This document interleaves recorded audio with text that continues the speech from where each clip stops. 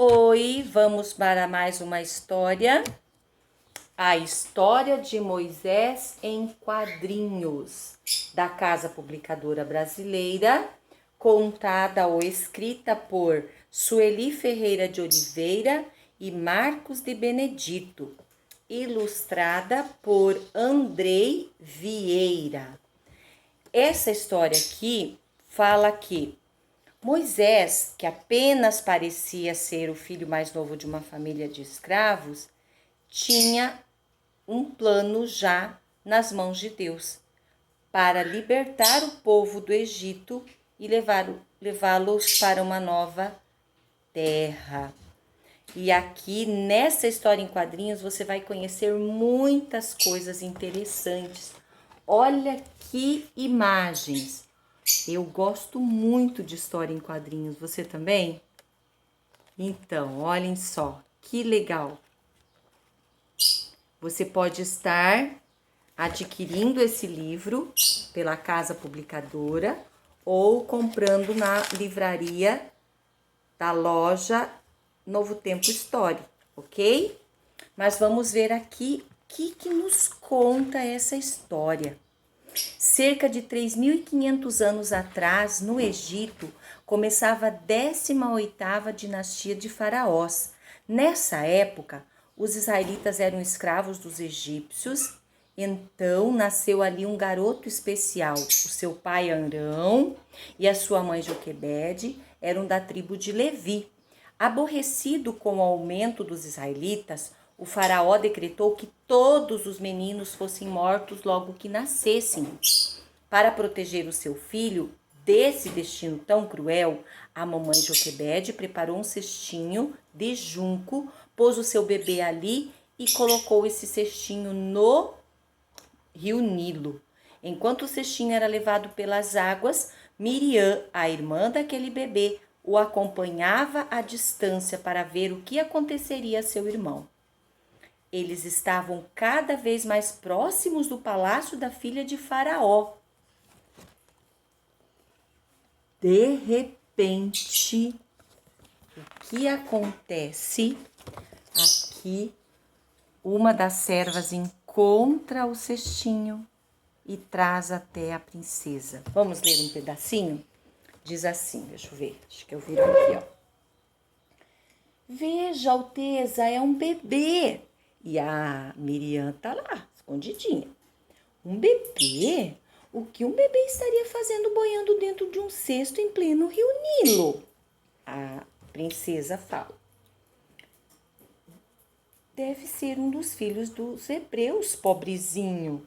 Meu pai, o faraó, foi tão cruel, condenando à morte todos os meninos de Israel. Aí a serva diz assim: ele fez isso porque o povo de Israel cresceu muito, Alteza, e se tornou mais forte do que nós, os egípcios. Além do mais, eles são muito estranhos, adoram só um Deus. Eu sei, mas que culpa tem essas crianças indefesas? Princesa, princesa, posso encontrar uma babá para cuidar do menino? Sim, pode. A princesa mal sabia, mas a menina era Miriam, a irmã do bebê que se chamaria Moisés, que quer dizer tirado das águas. E ela sai correndo.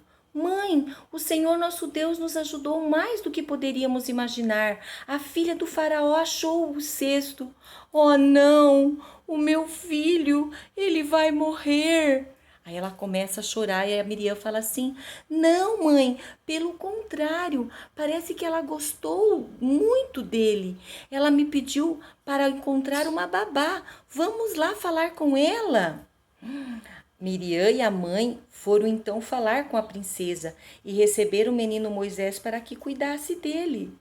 E a mãe, muito feliz, diz assim: o nosso Deus é muito bondoso conosco. Escondi meu filho para que ele não morresse nas mãos dos soldados de Faraó.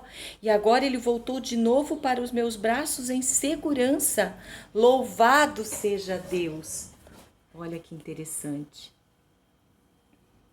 Que legal, e tudo em quadrinhos. Muito bom, né?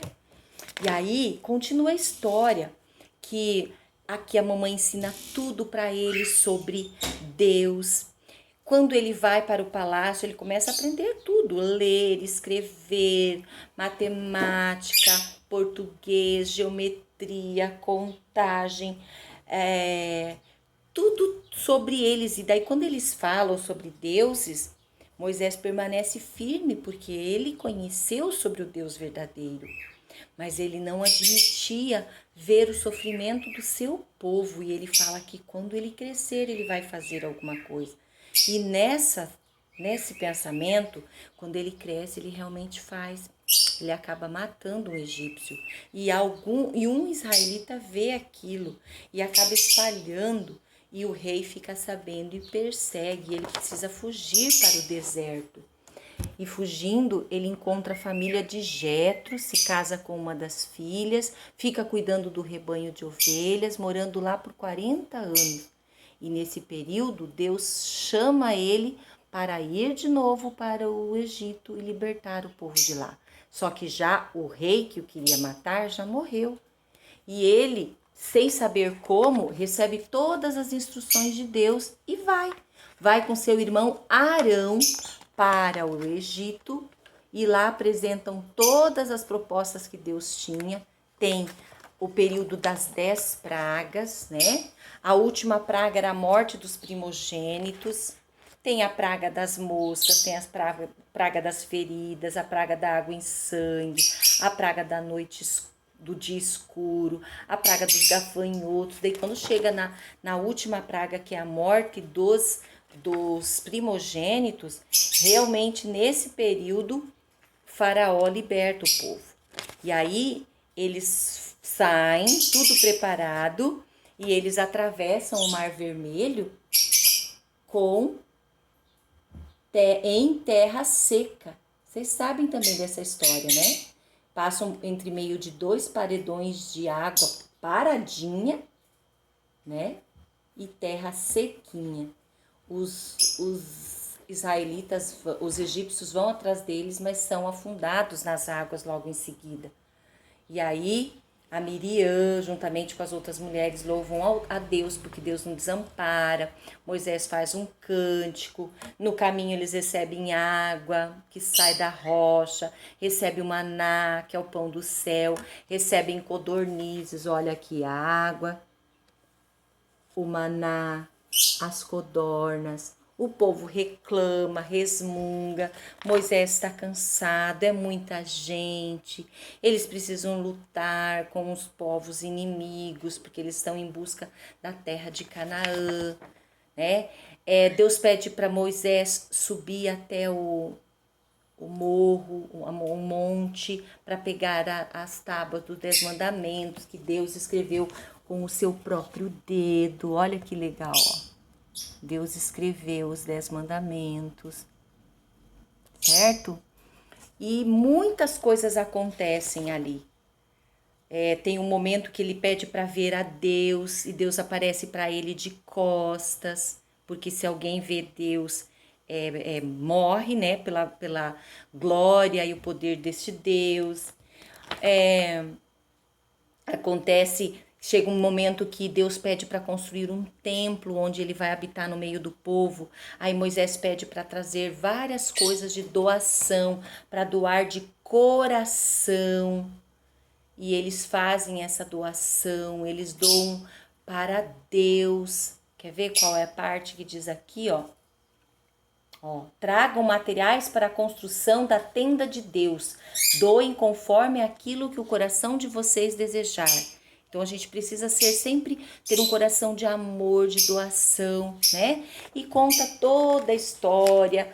Eles chegam perto da terra de Canaã, aí ele manda espias, os espias vão lá, encontram cachos de uvas que precisam ser carregados por 2 pessoas, certo? Só que de 12 pessoas que foram espiar essa terra, 10 voltaram com medo porque era gente muito grande.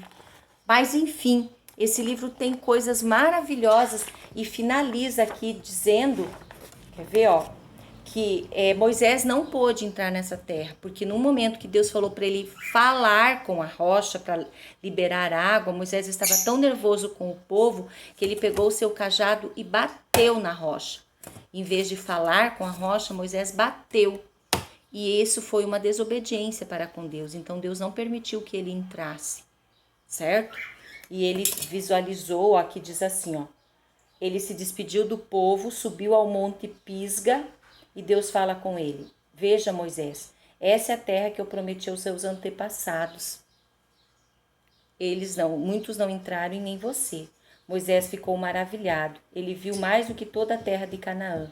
Viu também o futuro e todo o plano de Deus para nós e para toda a humanidade. Moisés então deitou e morreu. Seu corpo nunca foi achado, pois Deus o ressuscitou e levou para morar com ele no céu. Desde então, nunca houve outro profeta que falasse face a face com Deus. Olha que lindo. E Moisés está vivo lá no céu hoje. Inclusive, pode até ver a gente. Olha que privilégio que Moisés teve. Ele passou pela morte, mas o próprio Deus o enterrou, depois o ressuscitou e o levou para o céu. E aqui no final, ó, deixa eu ver quantas páginas. Duas páginas frente e verso, tem várias informações de como era o mundo no período de Moisés. É história verdadeira, tá? Não é nada de invenção, ok? Mostra aqui como eram feitas as escritas, mostra do Monte Sinai, fala das pirâmides, fala no que os egípcios acreditavam, por que o Mar Vermelho recebeu esse nome, né? Como que foi construído o tabernáculo e todas essas informações, ok? Então, fica aí a dica de vocês terem também condições e acesso a esse livro. Que Deus abençoe vocês a também serem como Moisés, um homem manso, um homem obediente, um homem sábio que servia e amava a Deus. Ao você preencher a ficha 31, se ficar alguma dúvida, dificuldade para preencher, tem uma ficha no Eclés anexada que vai te dar um suporte, tá bom? Beijos!